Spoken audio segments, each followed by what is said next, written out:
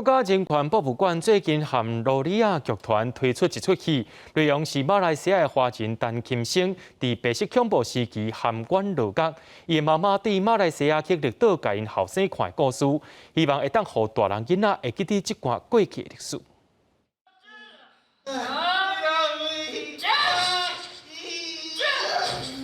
冤枉落狱的海蒂东东，伫咧刑求期间，逢凌迟苦毒，身心受尽折磨。加在有妈妈黄姥姥坐船过海来甲探视、甲鼓励，才通互伊委屈数十年的灵魂得到透放。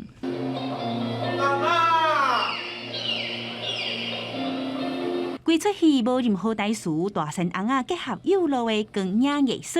国家人权博物馆邀请罗里亚剧团创一出叫《讲好卖哭》的戏剧。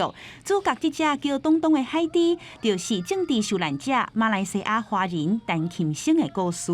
伫戏剧内底有增加一寡绘本无的部分，亲像转型正义啊，为虾米你爱阮原谅啊？原谅的过程是安怎？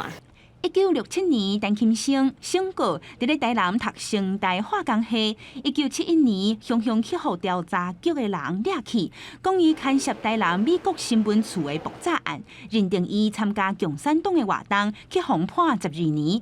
出狱了后，无身份证也无护照，袂当飞转去马来西亚看妈妈，一路靠狱友甲牵手陪伴，才通行出黑暗。这世人上对不起的，就是阮妈妈。